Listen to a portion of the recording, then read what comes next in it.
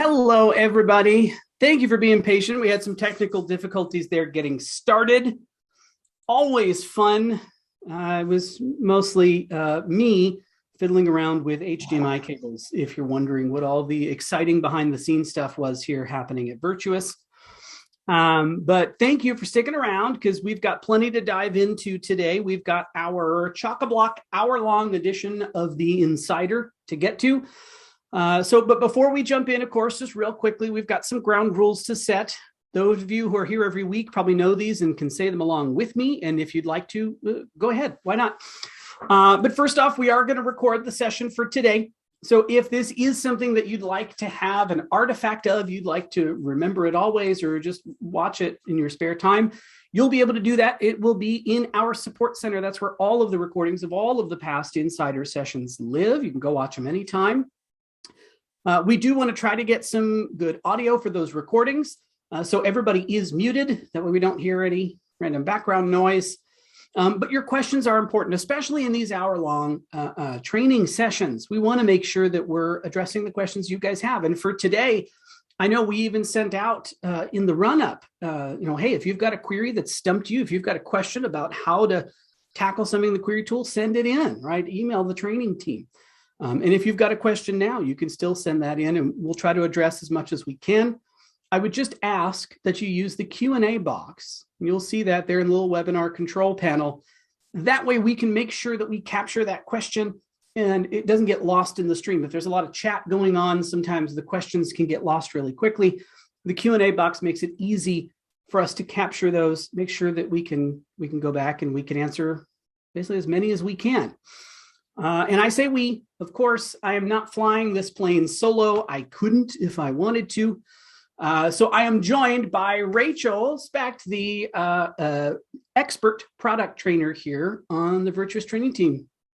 How you doing, Rachel? I'm good. How are you doing? And welcome, everyone. I'm excited to be here with Scott talking about one of my favorite things, queries, because I like pulling data, and so does Scott.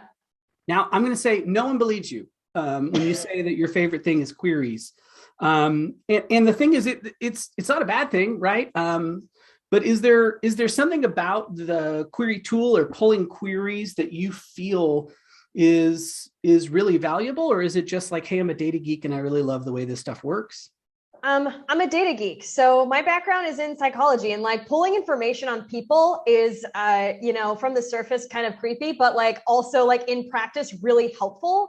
And I just like to nerd out over data like that. And I really like Virtuous query tool because you can combine so much stuff together. And it's really the backbone for all the complex things you can do in Virtuous, like automation. So when you think about like who I want to pull into an automation, that's, queries really run who goes into what step, and you can make them as complicated as you want with some caveats. So there's just so much cool stuff you can do with it.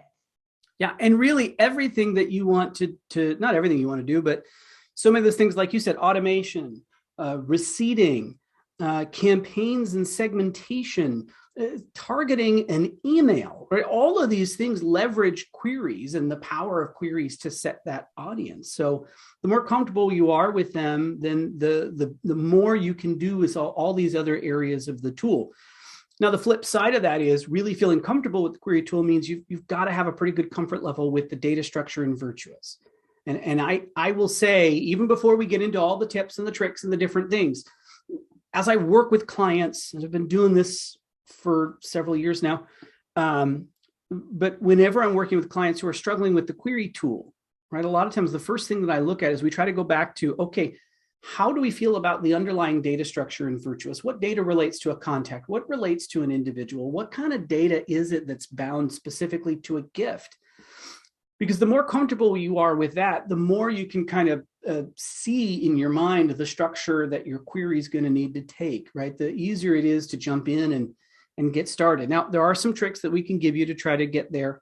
You're not going to be there like the first week of using Virtuous, certainly, but the more time that you can spend, and I know it's not exciting and no one likes to invest time in kind of learning that kind of stuff, but the more you can, the better armed you're going to be to build some of these queries and to tackle some of these challenges. So all that said, let's look at the agenda for today. So we've got some query building tips here, right? So we'll start by chatting about, hey, what's your type? And selecting a query type, right? In addition to knowing the data structure in Virtuous, just starting out by selecting the right query type, that in and of itself, that sets you down the right path, right? When you select that right query type right out of the gate. So we'll talk about how do I choose the right query type for what I want or what I need.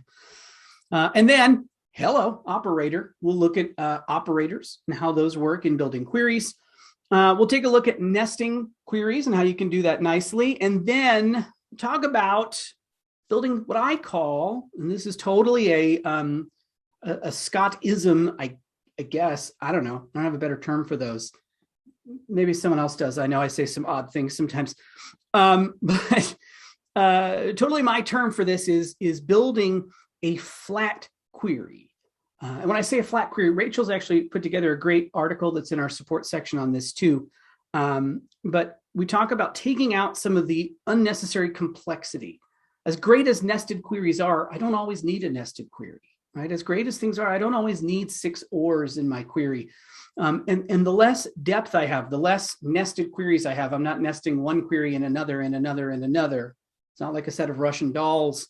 Then the more efficient that query is going to be, the easier it is going to be to run. And so I tend to think dimensionally. So that's why I think in terms of taking that depth and just flattening that out. Building a flatter query is going to be a faster query. And you know that because they both start with F. So we'll look at that. We'll look at some examples of how this stuff works in practice. And then we've got time for your questions. So again, hey, I was stumped by a query. I was asked to pull this and I don't know how. Obviously, especially if you're putting something in the Q&A box, a quick disclaimer. This is a group setting, so we don't want to share any real specifics of your data. Obviously, we're not going to dive into your database. We don't want to share any private information, donor information. So please make sure that we're not doing that because your question is visible to other participants here. So just be cognizant of that. But as much as we can abstract those things, we can take a look at how to build those. So I'd love to do that. Okay. And as we go through here, Rachel will be keeping me honest and making sure that the things coming out of my mouth are making sense. So we're going to dive in first and talk about a query type. And to set the stage for that, I've got really cool slides and nice effects. But when we talk about a query type, so before we get there, let's just set the stage a little bit here. You know, we're in the query tool in Virtuous. So to get into the query tool, right? That's my magnifying glass. Super cool. This is where I can come in and I can start to build out queries. And at its root, a query is a question, right? And it's asking a question of the database. At the end of the day, that's what it is. We tend to think of a query as a report or as this or that or something super technical, and it's not. When you really break it down, it's conversational, right? In a way, I'm asking a question of the database. And the query tool in Virtuous specifically is always going to give you the data that lives in the backend data tables, everything that's powering Virtuous. And so I'm saying to Virtuous, hey, I want to understand how many records look like this. How many records have this information specifically, right? I'm asking that question of the database. Okay. So when I come in here, I want to ask that question and I come in here and I say, okay, hunky dory, I want to build a new query. Well, the first thing it asks me is, great. What's your query type? Now it defaults to contact because there's a lot of data that at the end of the day rolls up to contacts, but I do need to pick a query type. And this can be a really long list. I mean, it is a long list. This list has gotten longer too over the years. But in terms of selecting a query type, it can be a little bit tough to know where to start, right? What is it that I don't know what data I'm looking for. And there is a rule of thumb that I use for this. Some of you may already know this or have heard me say this. And if so, I apologize. But again, you can say it with me if you want. It is grammatically incorrect, which maybe is what makes it stick in the brain, but it works. right? And the thing you want to keep in mind, the main rule of thumb when you pick your query type is to ask, what do I want a list of? And that's it. What do I want a list of? Because again, the query tool is looking for data that live in the backend tables in Virtuous. And all that data is sorted into all these different tables, but really we think of these as objects, right? For lack of a better term. So you've got contacts, and you've got gifts, and you've got individuals, and you've got recurring gifts, and you've got pledges, and you've got event attendees, and you've got volunteer opportunities, you've got all these different things. And when I ask that question, again, I'm asking for a list of records that match to my criteria. What is it that I want to get back in that list? What do I want to see? Now, this sounds really basic, and it is, but it gets away from you quickly. So you have to come back to that and kind of remind yourself of that. So when I come in here and I want to build my query, if I build a contact query, that's going to give me a list of contacts. And a gift query, going to give me a list of gifts, right? When I get down here into event and event attendee, my event query is going to give me a list of events. So that's not something where I say, hey, give me everybody who came to an event. No, that's give me all the events that we hosted in Q4 of 2021 that were in these 3 states for really event heavy. If I want to know everybody who attended those events or who RSVP'd to them or what have you, that's not a list of events, that's a list of event attendees, right? So there, I'm building an event attendee query instead. So different query type. And where people will get caught up sometimes, especially here, is when you're thinking of your query type, and your query type involves other criteria, right? People tend to confuse the criteria for what they want in their list. A good example of this is if someone says, hey, I want to see a list of everybody who's given so far this year to date. Now, immediately you start to think, well, everybody who's given so far this year, that's based on giving data. So, okay, I'm going to come in here and build a gift query because that's what I'm thinking. I'm thinking about gifts. And you say, okay, great, this gift query thing, it's got some dates. Oh yeah, gift date, cool. And I come in here and I got a few different ways to skin this cat in terms of operators. But I could say, okay, give me everybody who's all the gifts here where the gift date is on or after this calendar year. Sweet. And I click view results, and there it is. Now, by doing a gift query, what I want to remember is this is giving me a list of gifts. So I've got 10,943 gifts in here. But if someone's a monthly donor, right now it's approaching Thanksgiving. So someone could be listed in here 11 times. So if I went back and said, hey, we've had 10,943 contacts who made a gift so far this year, that isn't exactly right. I've had 10,943 gifts so far this year. When I say how many folks have given so far this year, well, donors are contacts, right? Giving is at the contact level. So that tells me I don't actually want a list of gifts. That's not what I'm looking for. What I want in that case is I want to come in here and I want to build a list of contacts. I want to see everybody who gave so far this year. And so then I could come in and say, well, give me everybody whose last gift date. And remember, you can use that type ahead search. And we've had a previous session, I know we talked about a lot of the different giving statistics. So we know we've got a few different flavors of last gift date. There's last gift date, that's direct gift. Last pass-through gift date, last time they gave a pass-through gift. And then last gift date overall, which is, hey, I don't care if it was pass-through or direct gift, was the last date they gave any type of gift at all. And I could use the same operator structure here. Last gift date overall is on or after this calendar year. And when I look at the results of this particular query, here I get 1,752 contacts. That's a really big delta between that and the 10,900 and some odd gifts that I have. So I've got a lot of folks who have given multiple gifts so far this year. And I know this is a really simplified example, right, of the distinction. But again, if you start to think about, well, what kind of query type do I want? And you start to get a little bit lost, come back and ask yourself, what is it I want a list of? There are keywords in there. If I'm saying, well, how many donors? Well, donors are contacts. That's right off the bat. When I say how much, start talking about sums of giving. It tells me I want a list of gifts because I want to see the total number for all of those gifts, right? I want to see that summed up.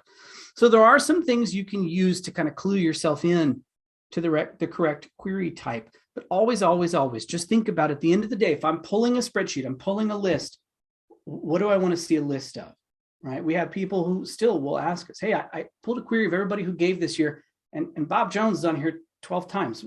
Why is that? Again, because I'm seeing all of Bob's gifts. What I really want is a list of all the contacts. That's what it comes down to when you're picking a query type. Well, this is great. I've seen some questions come in too. I'll try to go through some of these other things quickly because I do want to make sure we have time to tackle some of these questions. But now, once you've got the right query type, then the next thing is, okay, well, now I gotta figure out how to ask my question, right? Well, I know what I want to get a list of, but I need to figure out how to narrow down my range of choices. I need to narrow the field a little bit and figure out which records that I want. And that's what that operator does. So when we were in here building our query, we'll go back to the edit mode, right from up here in my breadcrumbs. Right on the left, you're selecting the field that you're using in your criteria, whatever that is.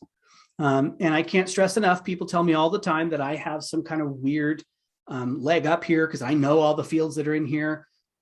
Rachel will tell you my brain is too many things in it now, so I don't know. I don't remember which all fields are in each query type. But instead of scrolling and making myself cross-eyed, I take advantage of that ability to do that type ahead search all the time. So if I want something related to life to date, I just start typing life, and I can narrow my range of choices, and then I can start to figure out what I'm looking for. But I can select the parameter that I want to use over here, the field that I want to use. The nice thing about a contact query is you do have a lot of giving statistics embedded here. So I don't have to go to a gift query to get all that. But then I'm going to pick the operator. And when it comes to operators, the list of operators is going to change depending on the field that you're using. Okay, so it's not just static. It's not like here's the operators and they're always going to be that. Because if I come in here and I said, okay, create date, and really any field that has a date, then that's going to give me my list of all my date operators. Okay, and in here, you've got all these different options. Now you've got some that sound like, math problems, less than or equal to, greater than or equal to, and then you've got between. And anytime you hear that sounds like a word problem with a date field, then that's going to let you pick a calendar date. So if I said, okay, it's going to be greater than or equal to, you can see over here, it's a date picker. And that lets me set a starting point here for my range. Less than or equal to, okay, well, that's the end date. And we want everything before that. Between, exactly what it says. Give me the start, give me the end. I'll give you everything in the middle. Okay, so anything that sounds like math, calendar, date. The others here where you get before or on or before, after or on or after, right? They are going to let you use relative dates. And that's what we used in our parameter up at the top here. We used on or after this calendar year. So you can use after, give yourself a clean line. You can use on or after, right? Which would be the equivalent of greater than or equal to in a lot of ways.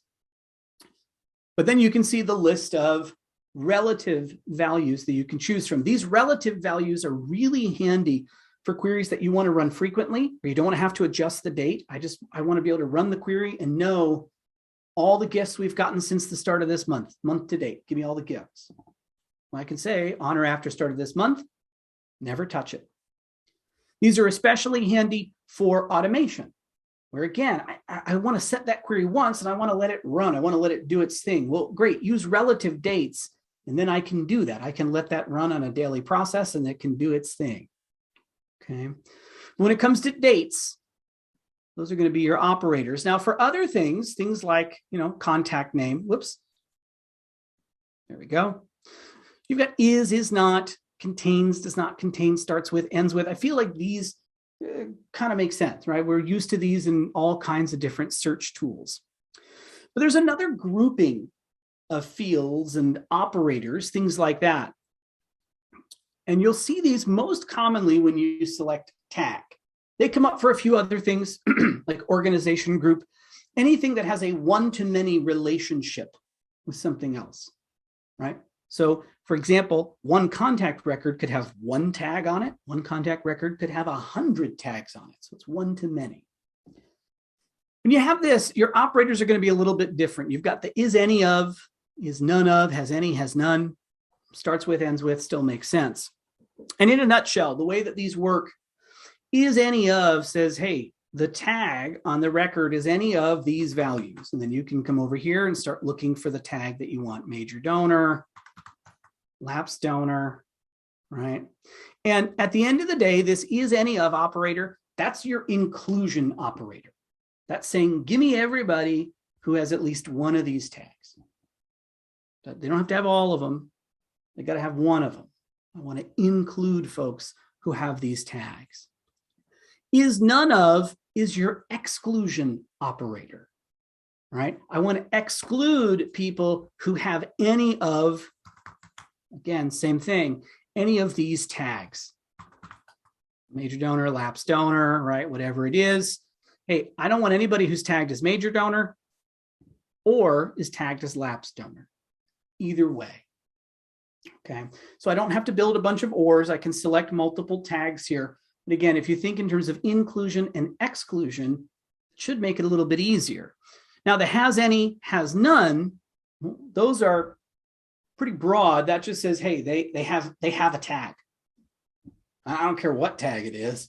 They've got a tag. Any one of my tags. So just give me records that are tagged with something, right? And then the opposite would be has none. Give me all the records that have no tags on them whatsoever. If I was auditing my database, for example, and I said, hey, I know that everybody should have a receipt preference tag of some sort that says if they want a mail receipt, an email receipt, only a year-end statement, I could quickly query for everybody who has no tags and say, okay, well, here's the group of people I know I don't have receipting preferences for because there are no tags on them at all, for example. Okay. Those operators, those are really what are going to power your query. We could spend the hour talking about operators. I'm seeing questions come in, so I want to make sure we can address those too. So the other big one that we wanted to chat about here is nesting. Okay, and because I like alliteration, I went with nesting nicely. And so when we talk about nested queries, and this is what Rachel mentioned earlier, the flexibility, the extensibility of the query tool. This is where I can combine multiple query types together and I can ask a more complex question. And so I'll give you an example. Let's say that I wanted to pull a query of everyone who is an active recurring donor who hasn't had a phone call from us in the last 90 days. That's realistic. Hey, give me the active recurring donors. They're given monthly and they haven't heard from us at all. We haven't given them a thank you call, just a hi, how you doing call in at least 90 days. I want to use that as a way to do some outreach, right, to our sustainers. Okay, but to pull that, that's a little bit tough because if I think about my rule of thumb, the first one, what do I want a list of? I want a list of contacts. I want to call these folks who are active recurring donors, right? That's at the contact level. So I could come in here and I could say, okay, query tool, I'm going to build a new query. And I know that I want a list of contacts, so I'm going to come in here and build a contact query. Okay, good deal. And then I get in here and I say, okay, I want the people who are recurring donors and, well, the last recurring gift date, that's kind of nice, but that tells me when they started a recurring commitment. What if they've been a recurring donor for 3 years? Their last recurring gift date would be 3 years ago. They made a payment last week. They're still paying it, right? So that's a little bit tricky. So when I do this, I realize, oh my gosh, I know I want a contact query. That's what I want to build, but but I can't get there from here. I can't get what I need if I start with a contact query, right? I tell people this all the time. If you're not sure, just use that rule of thumb. Go to the query type you know you need and try to build your query. And when you get to the point where you can't, hey, the criteria I need isn't here. What am I supposed to do? That's where the nested query becomes your friend. Okay, because I can build another query and I can save it, and then I can nest it into my contact query. And the way that that works is you have a very special operator for that, which is contacts, plural with an S, contacts. But I could say, I want to see all the contacts who are in, and over here, I could look for my active recurring gifts query. If I want to know what that query says, little edit icon right here. Woohoo! This is kind of slick. This is still fairly recent, but then I can come in and see what that's doing. And that's a recurring gift query that's just looking for all the recurring gifts where the status is up to date or past due. That means it's active, still going. Okay. And from there, now I can say, okay, those are all the active recurring gifts, but I want to know all the contacts who have those gifts. And I could go on to do the same thing with a contact note query to add the second part of that statement that we said. They haven't had a phone call in the last 90 days, right? And then I could build my list. So at the end of the day, I still want a contact query. I want a list of contacts, but the criteria I need lives elsewhere. So I've got to nest that query type in here. Okay. Now, here's the deal.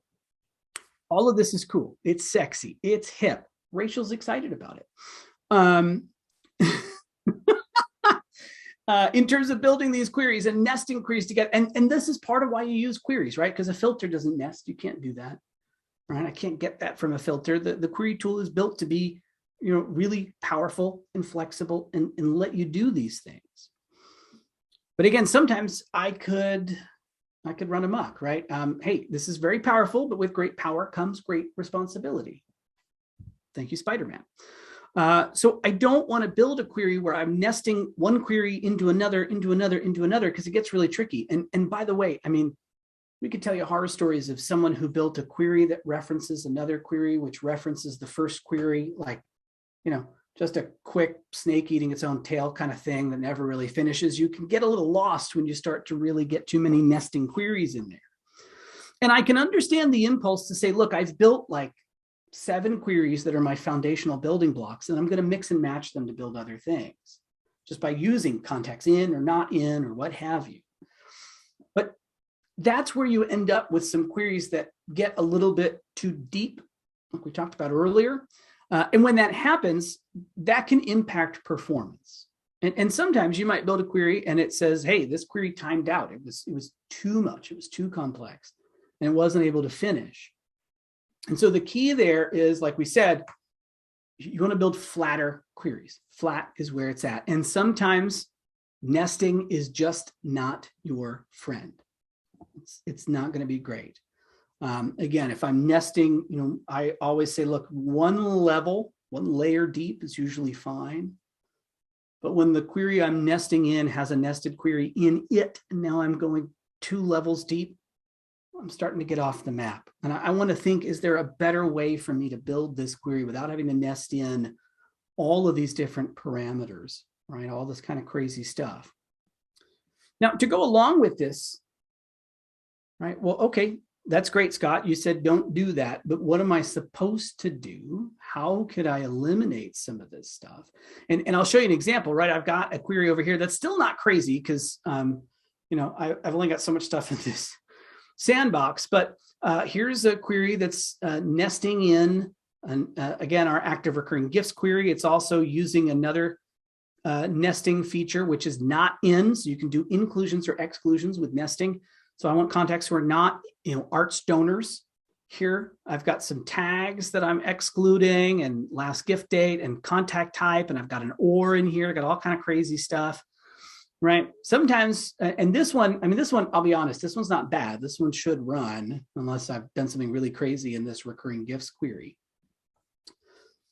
But with some of these things, especially if it's a query you're going to use a lot, if it's something for a monthly mailer, hey, this is our newsletter query. This is the group that's getting our regular appeals, anything like that. When it comes to flattening out your query, sometimes automation can be your friend. Automation can help solve some of these problems. Because if I look at this query here, and again, this is my mailing query, so maybe I'm going to run this all the time.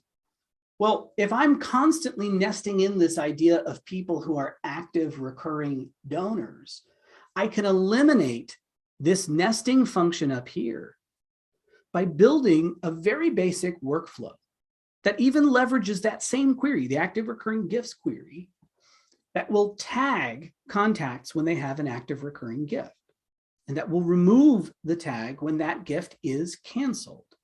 And then instead of having to nest in this other query, then I'm simply using a tag here where I say tag is active recurring giver, right? That's an easier way to do that. We've also got a pretty superfluous or in here, and ors have their own level of complexity, because here we've said contact type is not foundation or contact type is not organization. Probably see this one coming from a mile away. I could eliminate this whole second query group down here by up here just saying contact type is household. Would be a heck of a lot easier, right? Then this whole thing I can just delete and axe that away. I can eliminate a nested query by using automation to apply a tag here. And if you've got some other queries that maybe have a little bit more complexity, a little bit more criteria to them, but they're setting that audience that you use for, again, a regular data pull, right?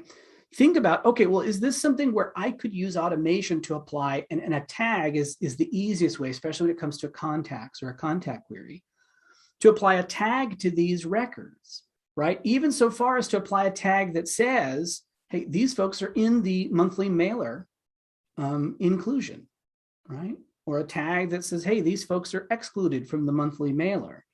Because then I can just build that tag into my query. I can do the same thing here for these arts donors, right? If arts donors are a group I regularly exclude because that's a different project, and that's got a different team, I can make sure that I tag contacts who are arts donors and then just add that to my list of tag is none of arts donors. And then I've eliminated two of the nested queries. I've eliminated the or, and I've again flattened out my query a little bit, and that should run a lot more efficiently. So sometimes the solution really is in how you construct your query or how you approach the query. And sometimes the solution might be outside of the query tool and leveraging the ability to use automation to set some of these regular audiences so that your query select becomes much simpler. Okay, I know we got about 20 minutes and we're running a little bit behind because of my own technical limitations. Rachel, I'm seeing some questions come in. I saw that you answered a few questions as they're coming in too. I don't know if there's some questions that we want to dive into, or if there's anything that I said that you want to point out is superfluous or incorrect. All right, yeah, we've got a lot of interesting questions in here. Let's start with this one. Our donors can and often give to more than one project. I know how to find donors who give it to a project, but is there a way to find donors who exclusively give to a particular project? Yes, there is. I suppose I should show how. So the nice thing is this used to be a lot more complex to do, right? So at one point in time, this required a lot of complex nesting and taking project queries and putting them into gift queries and all sorts of different sort of, gymnastics to do. It's gotten a little bit simpler now, though, with the advent of the GiftSplit query, because then I'm not querying on gifts themselves, because remember, one gift could have multiple project splits, but I'm querying on the gift splits themselves. So if one donor regularly gives to two different projects, right? And it's a $100 gift that comes in every month, and 50 goes to clean water and 50 goes to education, for example. Then I could query on their splits, and I could see that they give to clean water. I could see that they give to education. And if I said, I only want to find the education donors, then I could use the GiftSplit query to say, hey, I only want these splits, and I don't want donors who have any of these other splits in terms of their giving. Okay. And so that GiftSplit query is probably the shortest path to eliminating the folks who give to any project other than the one that you're targeting. Now, there is a caveat here, which is everybody's got a very different project structure, and how you group your projects or categorize your projects is going to change from organization to organization. I talked to an organization the other day. They have 5 active projects. We have other organizations I know who have 5,000 active projects going on. And so if you're in that latter category, coming in here and building a query where you're using each of the, here, let's use my own advice and type ahead. You're using the project code, for example, that's going to be a lot, right? That's where it's easier to use some of the tools like project type or even the parent project to maybe get a whole group of projects together and include or exclude them. Okay. But I could come in here and say, hey, I want all of the gift splits to project code. Now, remember, this is a tip. If you're building any queries that include project data, project code is really what you want, not project name. Because project name does not have to be unique. And even though maybe it should be for you in your data, Virtuous as a system, as a platform, is not enforcing that, but Virtuous is enforcing having unique project codes. So that way you can know that your query is going to be accurate, right, when you do that. But I could say, hey, give me all the gifts where the project code is, right? I'm trying to think of what different project codes I have in here. There's one of them, right? So that'll give me all the project splits that are to the project code that I want. So that would be query A. I could then come in here and do another GiftSplit query that says project code is not CS1234. That gives me all of the remaining project splits, all of the other projects someone might give to. And then here, I can again use a nested query, a contact query, to say, give me all the contacts who are in query A that are not in query B. So give me all the contacts where project code is CS1234, right? And I want to exclude contacts, I want to exclude contacts, excuse me, it's tough to say, where the project code is not CS1234. And that would give you the list of folks who exclusively give to a single project. Whew, there you go. All right, what else? There's kind of a follow-up to that. So does the GiftSplit query type also work if the donor gives to different projects at different times, as opposed to a single check split to different projects?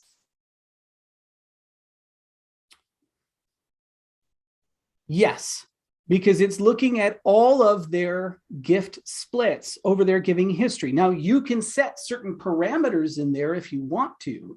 So if you said, look, I only want to look at their gift splits going back a certain length of time, right? Well, you've got the gift date in here to be able to do that. But if I don't put a date parameter on, this is saying, hey, in their lifetime as a donor, they've given to project, CS1234, and they've never given to a project that is not CS1234. Now, I should say, this in the interest of being a completionist here, gift splits and the gift split query, this is fantastic. Again, for a long time, projects and gifts, this was tough because projects to gifts, this is another one of those one-to-many relationships. One gift could be split to umpteen number of projects. And handling that from a gift query only meant that, again, you had to do all kind of weird gymnastics to do this stuff, where a gift split query is way more straightforward. It flattens that out and just says, hey, I'm looking at each split independently. But you can still use projects in a gift query if you want to. Okay. And within a gift query, for example, there are a few neat things you can do as far as projects. For example, if I wanted to identify everybody who's given a split gift or has never given a split gift, or I don't want to have gifts that have splits in my query, one of the great fields you can use to do that is project count. Okay, project count says, hey, how many projects are on this gift? So if I wanted all the gifts that are split in this database, I could simply say, give me all the gifts where the project count is greater than 1. Now give me everything that's got a split, whether it's split to 2 projects or 200. Not that we really support that, but that'll give you all of those gifts back. The other query type that is really valuable when I'm looking at the relationship between a donor and a project, and these all have different use cases, but there is also a query type which could be a little tricky given our rule of thumb at the beginning, right? But it is called the project donor query. And this project donor query is actually querying on, again, that relationship of contact to project. And so here, I've got the ability to come in and, for example, set a project code. So, hey, project code CS123, and then set some statistics in here. So give me everybody who's year-to-date giving to project is greater than 1,000. That would get me everybody who's given more than $1,000 this year, specifically to my project CS1234. Okay, so if you want to look at a donor's relationship to or giving history to a specific project, project donor is a great way to go. Okay, what else? All right. So we got a question. How do you build a query to return a list of contacts that is one of a list of contact names? For example, those that match John Smith, that is without having to add several filters for contact name. So that is really not something that I could do in a single row, right? Because contact name is so unique. You know, there are some things where you can do an in list, like state tag supports that. So there's a few fields that support that sort of a pick list. But when it comes to contact name, right, my operators are pretty basic because, again, contact names are going to be unique. So if I wanted to build a query for everybody where the contact name is Mr. and Mrs. Martha Jones, or Mr. and Mrs. John Jacob Jingleheimer Schmitz, or Mr. and Mrs. Sylvester Stallone, I don't know. Each of those would be, you know, one statement here, right? I don't know why I decided on Sylvester Stallone today. I need more coffee. But each of those would be a separate or statement, right? There isn't a way to say, hey, I just want to shove all that into a single field.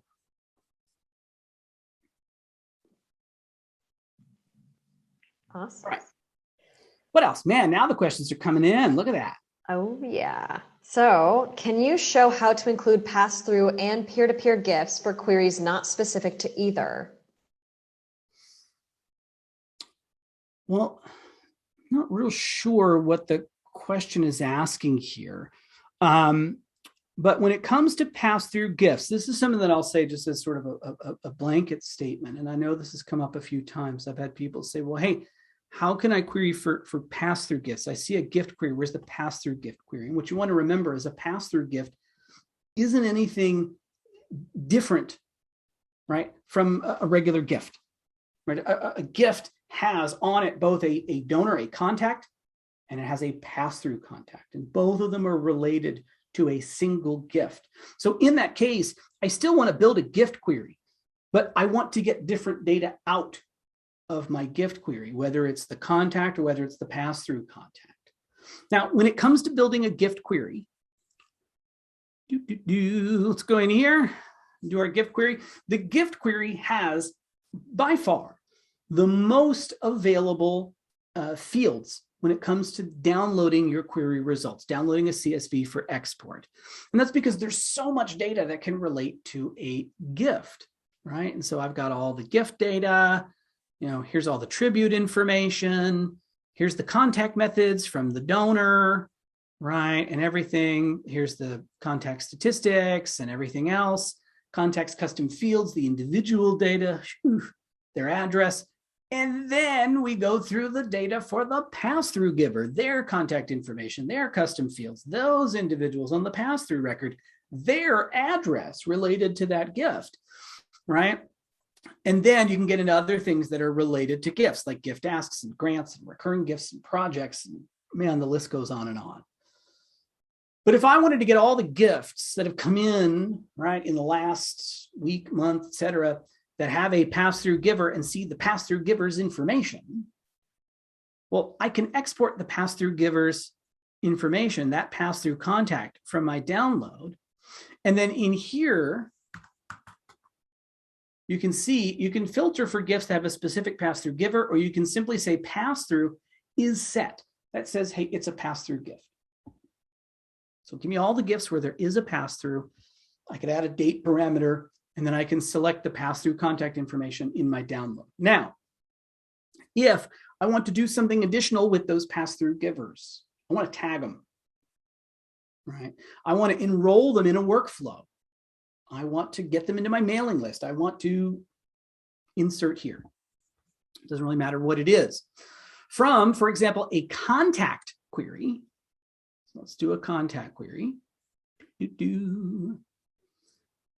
Here, when I do my nested query, and some of you may have noticed this as we were doing the whole contacts thing, there's two options. You can get contacts in or pass-through contacts in. So if I wanted to see all of the contacts who have given a pass-through gift this year, I could build a gift query for those gifts. Then I could build a contact query and say, give me all the pass-through contacts who are in, and then insert gift query here. So that way I can target just the pass-through contacts to tag them, again, enroll them in a workflow, add them to an organization group, whatever the next step is that I want to do. Okay, so you can use that in the context of a contact query. Now, in terms of peer-to-peer, you do have to spell. But with the peer-to-peer functionality, we do have the ability to set someone as a fundraiser on a particular segment. We do track at the contact level some contact statistics for how much someone has raised as a peer-to-peer giver. So if I'm building a contact query and I want everybody who has raised, for example, right, at least $500 in their life or so far this year, I do have the ability to include some of those peer-to-peer, fundraiser stats from a contact query. And then again, if I wanted to use this data in some other query type to nest it elsewhere. All right, so hopefully that helps or is close to the mark there. All right, I talk a lot, Rachel. I know that, and you haven't gotten a lot of time to get a word in edgewise, so I apologize. And I know we're running short on time. We'll try to answer as many as we can before we wrap up here. Yeah, I mean, all I would do is just nerd out pretty hard over queries and then give you some like really interesting scenarios in my head, because I think there's a lot you can do with them. We did have one question I would like to run last week, and I'm struggling with making that work. I want to schedule it, so I really need relative dates. So what is a workaround for scheduling for things from last week? There really isn't. There's a gap. Right, when you look at the relative date parameters, it goes from after last Sunday, which really gives you this week.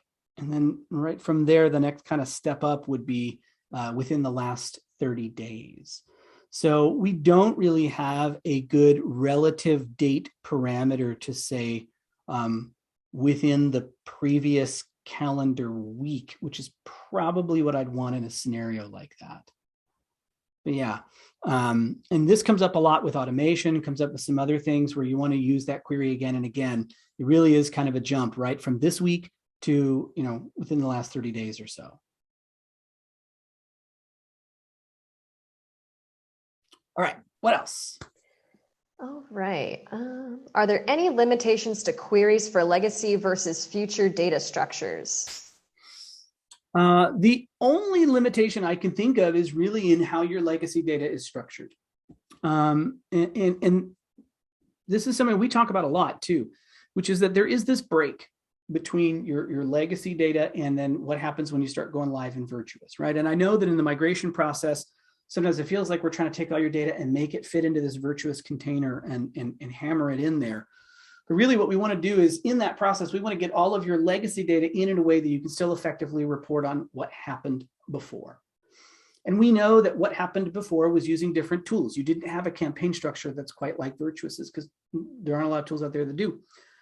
And so your queries are going to look different for that old data. We still want you to be able to effectively know what happened in the past, but then what you do going forward is probably going to look very different.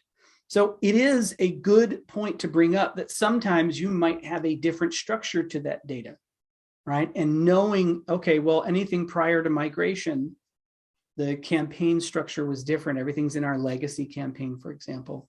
And then going forward, we've got multiple campaigns. Great, that might affect how you build a particular query, but within that legacy campaign, you still got communications and you still got segment codes, and I can still include my segment code in my gift query.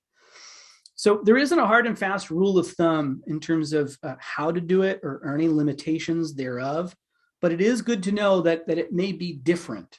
And that's not so much a Virtuous thing as hey, this is something we need to document internally for our staff, our business rules, our data structure, the data that we've created. This is, our sort of playbook for how to query, depending on whether it came, BV before Virtuous or AV after Virtuous. All right. So, okay. How about querying based on fiscal year-end range or fiscal year date range? You can query based on fiscal year. That's totally fine. And there's two things, right? You may want to use calendar dates depending on what your fiscal year is. The relative dates don't really care about so much fiscal year, calendar year, because a lot of them are like 30 days, 60 days, et cetera. And I say that, of course, and I'm like, well, there's some that are for years and things like that. But you do have a lot of calendar year, things like that in relative dates. But if I wanted to use calendar dates, I could do that. And then for your giving statistics, your contact statistics, there are a lot of fiscal year to date, last fiscal year. There's a lot of fiscal year statistics that are bound up in the contact stats. And we do have a pretty comprehensive article that goes through all of the contact statistics and the pass-through statistics that are available in the query tool. So you can check that out too. That'll give you definitions for things like third last year to date giving, right? The ones that are deep cuts. Okay. So I know we're pretty close on time. If we didn't get to your question, I apologize. You can blame it on me and my inability to use HDMI cords. Thank you, Rachel, for trying to go through and filter through everything that was coming in. We're pretty close to time, and I don't want to blow up everybody's day. Yeah, we've been chatting about questions. I just didn't catch up the slides. But I do want to remind you guys to tune in next time. And this time, I'm not going to say join us next week, because next week we're all going to, well, me personally, I'm going to be eating turkey, which seems, again, really hard to believe and fathom that we're here already, but we are. It's a very American holiday. It's built around eating a lot of food and watching football. So we will be back for our next product pulse session. And that's going to be, we're going to be into December, for crying out loud. So that'll be on December the 2nd. Remember, we do this every Thursday. That's not a national holiday. Same bat time, same bat channel, 3 p.m. Eastern. And based on what we talked about today, and going back, it's so funny, going back to Rachel, your comment at the beginning about some of what you can do with the query tool. In terms of something from someone smarter than me, I've listened to his podcast and other things, definitely qualifies smarter than me, Stephen Levitt. He had this great quote, which is that data, I think, is one of the most powerful mechanisms for telling stories. I take a huge pile of data and I try to get it to tell stories. And I think we want to remember that, because at the end of the day, we can get lost in the weeds of building the query, but really we're doing this because we want that data to tell us a story. What type of donor are you? What type of relationship do we have with you? What types of things are you interested in based on your actions and your activities and the things that you've done with us in the past? We don't just want to get data for data's sake. Rachel's a data geek. She might be a little different, but really we want to get that data to tell us a story about our supporters. And that's why we do all of this. So Rachel, do you have any parting thoughts or words of wisdom for everybody here? Just want to do a quick mindfulness check. If you've been holding your breath or you realize you're not taking full deep breaths, go ahead and take that full deep breath. You deserve it. That's my parting thought. Yes. So Rachel is a yoga guru, expert extraordinaire. I don't know the proper terminology. I'm not that smart, but fantastic for that. And that's something I try to do with my kids. Sometimes you just got to get them. You got to calm them down. You got to get them to take a deep breath. And of course, to end on what may or may not be a high note, I don't know. We do have the Jason Van Loo dad joke of the week. This is hot off the press. He gave it right to me. And Rachel's not heard this before, so we get a live reaction shot here too. But when I asked him what the dad joke of the week might be, he said, of all the great innovations in the last 100 years, the dry erase board is truly the most remarkable. I have to think about that one for a minute, like a hand grenade. It takes a second, and then you get there. Oh my gosh, we need some good sound effects for that. Anyway, thank you everybody for joining us. Thank you especially for sticking around for the bad jokes and everything else. Have a great Thanksgiving, everybody, especially for folks here in the States. And we'll see you again in December. See you guys.